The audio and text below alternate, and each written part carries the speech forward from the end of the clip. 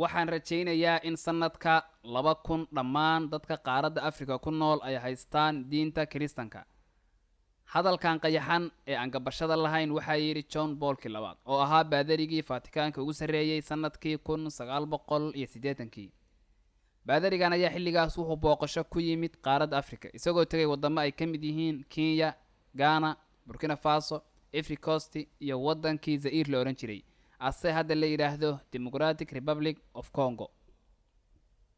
markale wuxuu yiri mubashirkii ama ninkii diinta Kiristaanka faafin jiray laguna magacaabi jiray Samuel Sweymer, maadaama ay muslimiintu aad uga fogaanayaan goobaha waxbarasho ee Kiristaanka lagu barto, waa in aynu u sameeyno madaaris cilmaani ah una fududeyno sidii ay madaaristaas u soo gali lahaayeen. madaaristan waxay noo sahlaysaa inaan ka takhalusno ruuxda islaamiga ah ee ku jirta ardadaas. mid kale oo ka mid ah kuwii diinta Kiristaanka faafin jiray ayaa isna mar yiri goobaha waxbarasho waa awood ugu xoog weyn ee lagu saameyn karo jiilka soo kacaya aqoon ahaan. saameyntaas oo sii soconaysa ilaa jiilkaas noqdaan hogaamiyaasha wadamadooda. waaya sida aan la soconno isbuucan aan ku jirno bilowgiisii waxa baraha bulshada Soomaalida qabsaday dood ka dhalatay jaamacad ku taal magaalada Hargeysa oo magaceeda la yiraahdo Barwaaqo University. jaamacadan waxaa ka sii horeeyay isna iskuul isla deegaanada Somaliland ku yaal oo magaciisa la yiraahdo Abaarso. iskuulkan ayaa dadka qaybi waxay ku eedeeyeen isla waxa ay jaamacadaas ku eedeeyeen oo ah in ay fidiyaan dhaqamo ka fog diinta Islaamka. ilaa dadka qaar ay gaarsiiyeen in jaamacadan qorshaheedu yahay in deegaanadaas ay ku dhex fiiso diinta Kiristaanka. waa sida ay hadalka u dhigeen, iyada oo jaamacadan isku dhex qarinaysa majaalka waxbarashada. dadkii arrintan sida aadka uga dhawaaqay waxaa ka mid ahaa ololeeyaha arrimaha bulshada Cabdimaalik Muuse Coldoon, kaasoo xabsiga loo taxaabay saacado kadib markii uu arrintan ka hadlay.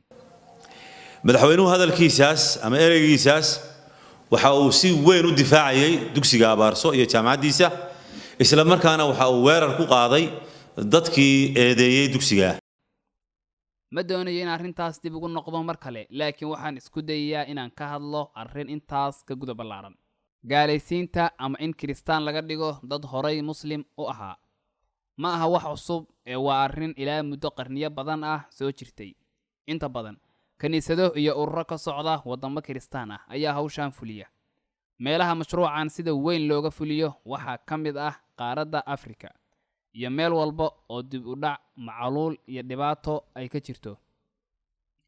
mashruucan Kiristaamaynta ah ma ahan mashruuc isaga oo qayaxan oo qaawan la fuliyo, balse inta badan waxaa loo soo geliyaa shaati kale. tusaale ahaan goobaha waxbarashada, gargaarada bini'aadanimo ee ay hay'aduhu fidiyaan ayaa la soo dhex mariyaa. gadaal ayaan ka faahfaahin doonaa arrintaas iyo qaabka muslimiinta Rohingya loogu dhex kiristaameeyay xeryaha qaxootiga ah ee ay u qaxeen ee ku yaala wadanka Bangladesh. aan hadda kor istaagno qaaradda Afrika iyo kiristaamaynta. qarniyadii hore qaaradda Afrika waxaa lagu magacaabi jiray qaaraddii muslimiinta sababtoo ah diinta Islaamku waxay soo gaartay Afrika 5 sano oo kaliya kadib markii Nabi Maxamed la soo diray sallallahu alayhi wasallam iyo 8 sano ka hor inta uusan nabigu u hijroon Madiina. sanadkii 5aad ee hijriga ayaa qayb ka mid ah asxaabadii waxay u soo hijroodeen dhulkii la isku oran jiray Ardul Habash. haddana khilaafadii Umar bin Khattab ayaa muslimiintu waxay furteen Masar, deedna waxay u sii dhaqaaqeen dhanka koonfureed iyo Suudaan ilaa Islaamku ku sii fiday waqooyiga Afrika. haddana waayo dambe ganacsatadii muslimiinta ahaa ayaa aad ugu sii fidiyay Islaamka dhul weyn oo ka tirsan qaaradda Afrika. waxaa ka jiray boqortooyooyin fara badan oo Islaami ah kuwaas oo qarniyo badan ka talinayay dhul aad u ballaaran. laakiin qarniyadii dambe waxaa qaaradda ku soo kordhay xaalad gooniya oo ku cusbayd, taasoo ahayd in la gaalaysiiyo dadkii qaaradda. xaaladdan ayaa bilaabatay kadib markii ay fashilmeen dagaaladii Saliibiyiinta. waa dambe waxaa mashruucan aad ugu soo tafaxaytay xarakooyin diiniya oo siyaasiya oo gumaystihii qaaradda ku soo duulay salka kula jiray. qarnigii 15aad ayaa dhulmareenno Portugiis ah oo haysta madhabka Kathoolika qaaradda yimaadeen. haddana waa dambe iyo kala qaybsashadii qaaradda ee gumaystihii reer Yurub waxaa si xoog leh isaga daba yimid xarakooyin ay ujeeddadooda koowaadi ahayd in ay diinta kiristaanka ku dhex fidiyaan qaaradda afrika, kuwaas oo ka kala yimid waddamada ingiriiska, faransiiska, jarmalka iyo waddamo kale. xarakooyinkan ayaa hadba sida ay dantu biddo u fidinayay kiristaamaynta. mar xoog iyo muquunin ayay adeegsanayeen, iyaga oo garab iyo gaashaanba ka helayay dowladahoodii qaaradda afrika gumaysanayay. mar kalena si deggan oo dabacsan ayay u fidinayeen diintooda, iyagoo aada isugu dhex milayay arrimaha bulshada iyo deeqbixinta. aan isweydiinno su-aal ah, maxay xoogga u saarayaan qaaradda afrika in ay ku fidiyaan diinta kiristaanka?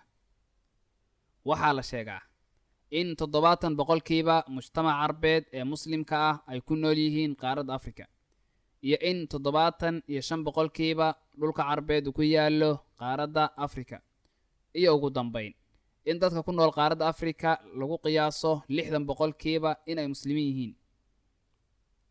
Samuel Swemer oo ahaa madaxa ururada fidiya kiristanka ee bariga dhexe iyo khaliijka carbeed, sidoo kalena asaasay sanadkii 1911 majallad lagu magacaabi jiray alcaalam alislaami, ayaa mar yidhi qaaradda afrika fursad weyn ayaa uga bannaan dadka fidiya diinta kiristanka, waan dhul dihin oo aan weli lagu fidin kiristanka.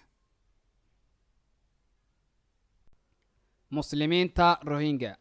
dadka rohingaha ah ee muslimiinta ah waxaa lagu tiriyaa dadyowga sida daran adduunyadan aan ku noolnahay ugu dhibaataysan. dadkan ayaa waxaa gumaad iyo barakicin ku haya dowladoodii Myanmar. sababta loo fogeynayana waxaa weeye in ay yihiin dad muslimiin ah. dadkan ayaa markay waddankooda ka cararaan waxay nolol bidaan waddamo darisla ah Myanmar. dadka ugu badan ee barakaca waa dumarka iyo carruurta, waxayna galaan xeryo waaweyn oo qaxooti oo ku yaala waddanka Bangladesh, laakiin loogama haro xeryahaas ee waa looga daba tagaa. sannadihii u dambeeyey waxay sheegeen ololeyaal arrimaha bulshada ah iyo culummo u dhashay waddanka Bangladesh in xeryaha qaxootiga ah ee ay ku jiraan dadka rohingaha ay ka socdaan howlgallo gaalaysiin ah oo aad u ballaaran. dowladda Bangladeshna ay indhaha un ka daawanayso oo aysan wax tillaabo ah qaadayn. dadkan ayaa waxaa looga faa'iidaysanayaa duruufaha nololeed iyo rafaadka ay ku jiraan. hay-ado iyo ururo isku sheega in ay xeryahan u joogaan arrimo bini'aadanimo ayaa gaalaysiinta dadkan si weyn uga qayb qaata. xeradii qaxooti ee ugu horreysay ahna tan ugu weyn ee ku taala waddanka Bangladesh ay ku nool yihiin dadka rohingaha waxaa dhisay kaniisad. mararka qaar waxaa dhacda in dadkaas muslimka ah ee waddankoodii laga soo barakiciyey si toosa diinta kiristanka loogu soo bandhigo, oo qofka hanti loogu bedelo diintiisa. tusaale ahaan, waxaa si toosa loo siinayaa qofka wax uu u baahan yahay oo uu baahi badan u qabo, sida lacag oo kale. waxayna ku odhanayaan waxaas ayaan ku siinaynaa bishardi waa ina aaminto diinta kiristanka. qayb ka mid ah dadkaas duruufaysan waxaa loo sheegaa in dib u dejin loogu samayn doono waddamada Yurub ama Ameerika haddii ay soo galaan diinta kiristanka. waxay warbixinada qaar sheegayaan in ilaa sanadkii 2017 la kiristaameeyey dad rohingya ah oo gaaraya ilaa 2,000 oo qof. sidoo kale waxaa la sameeyey websaydyo gaaraya ilaa 100 xabo oo iyagana si weyn loogu kiristaameeyo dadkaas masaakiinta ah ee waddankoodii uga soo cararay si diintooda islaamka ugu nabad gasho. qaybta ay xeryaha qaxootiga uga nool yihiin dadka la kiristaameeyey waxay aad uga nolol wanaagsan tahay qaybaha kale, oo waxay helaan dadkaas hanti fara badan oo jihooyin aan la aqoon uga timaada. danta laga leeyahay waa in si dadban loogu sheego qaxootiga kale ee rohingaha ah ee muslimiinta ah in iyaguna nolol wacan ay gelayaan haddii ay diintooda bedelaan oo ay soo galaan diinta kiristanka. saaxiibayaal, waxaan mar labaad iyo mar saddexaad si xushmad iyo qadarin ku jirto idinkaga codsanayaa in haddii aad kanaalkayga horey ugu taxnaydeen muuqaalkaana idin cajibiyo aad leeg ii saartaan. haddii aad hadda ku cusub tihiinna in aad leeg iyo subscribe ii saartaan si ay idin soo gaaraan xalqadaha kale ee xiisaha leh ee aan kusoo gudbinno kanaalkayagan.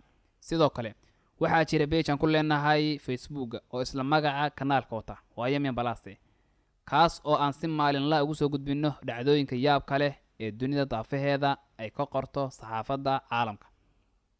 waa noo xalqad kale oo xiisa leh nooli kulantee guulaysta saaxiibayaal